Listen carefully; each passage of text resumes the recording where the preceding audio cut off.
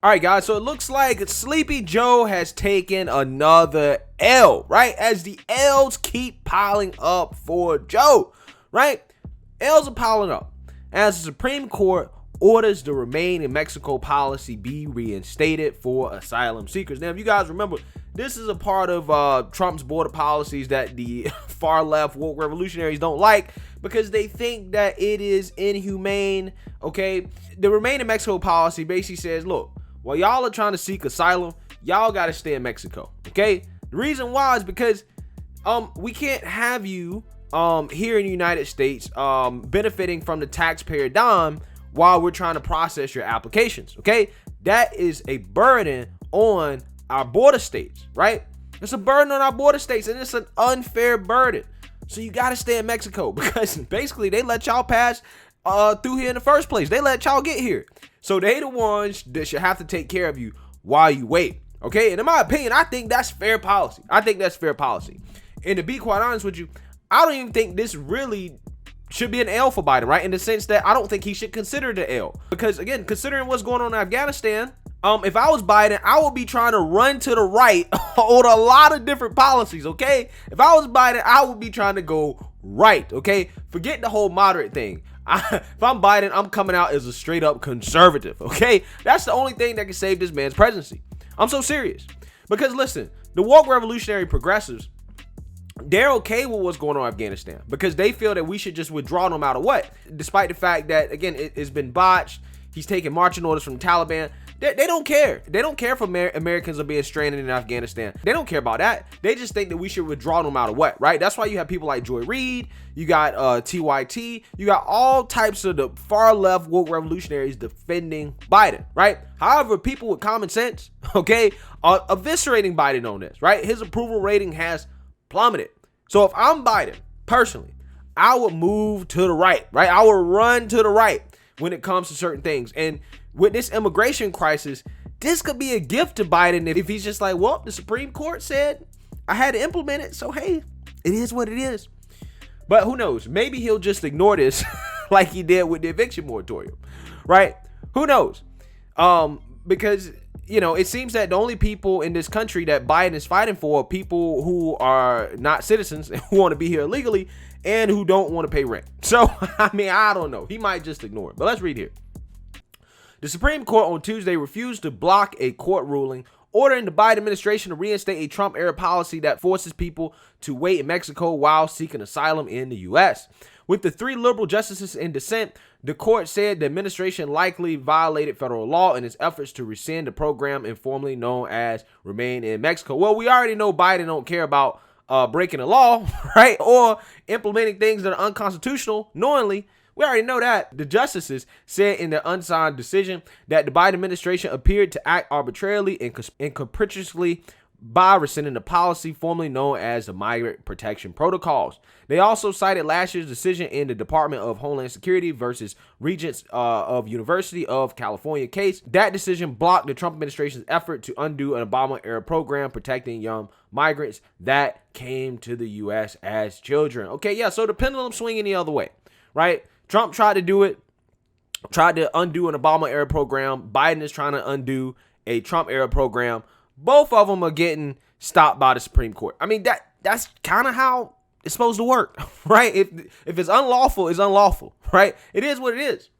Immigration advocates, including the American Immigration Council, say Remain in Mexico is a dangerous policy for thousands of people seeking humanitarian aid. Well, I mean, listen, traveling all the way across Mexico to get to the United States is dangerous. But see, these people never say that, right? They never say, well, you know what? Maybe you guys shouldn't take this dangerous trip in the first place, okay? They never say that. They always want to blame the U.S. for the end result, right? Then rather than trying to avoid them actually putting themselves in the situation in the first place.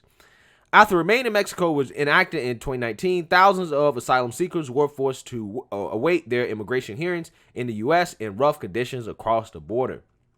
Quote, forcing vulnerable families and children to wait in provisional camps in Mexico puts their lives at risk while also making it nearly impossible for them to access the asylum process. Kate Malloy Gattal, legal director of litigation at the American Immigration Council, said in a statement.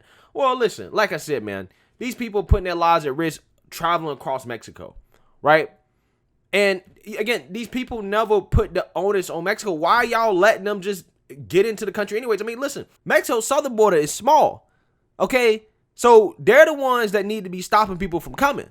Why do y'all never go after Mexico for being inhumane, for letting people trek through their dangerous country in the first place, right? Their country that's being ran by drug cartels.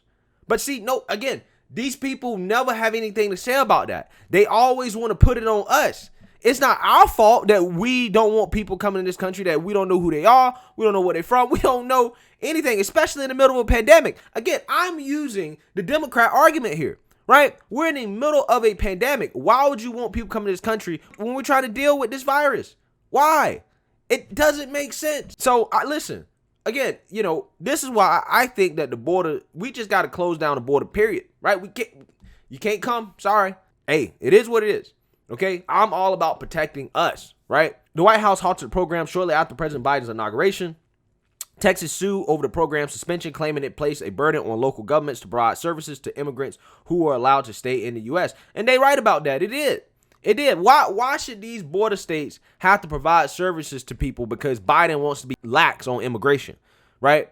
Why should they be forced to provide services to non-citizens, people who are not citizens of this country? They're not residents of the state. Again, that's a local burden on taxpayers. We have to foot that bill. Okay, we can barely take care of ourselves, right? We got homeless vets in the street. They should be getting all the services, right?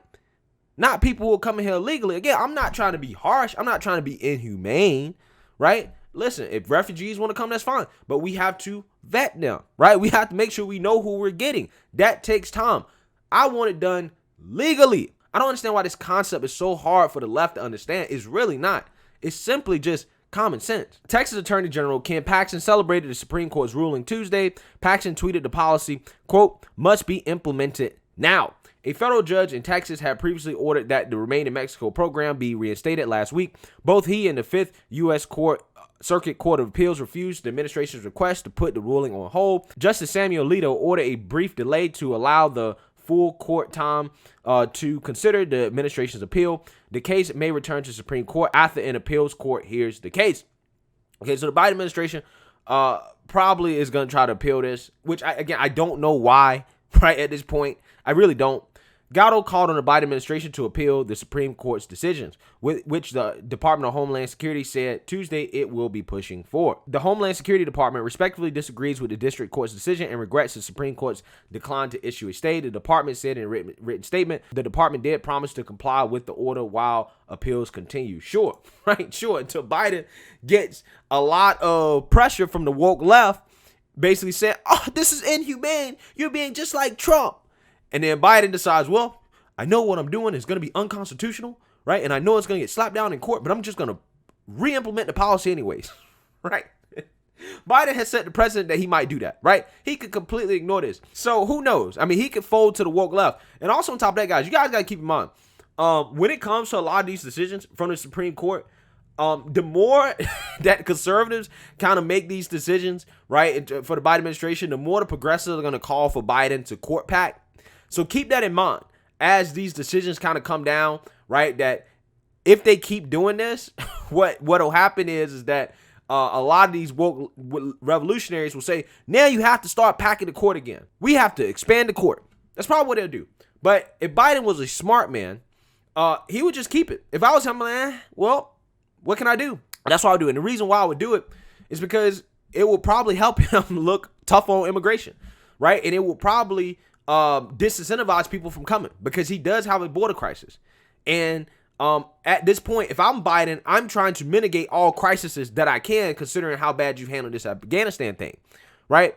That's what I would do if I was Biden, to be quite honest with you. But observing Biden up until this point, I highly doubt that he's going to do the right thing. So let me know what you guys think.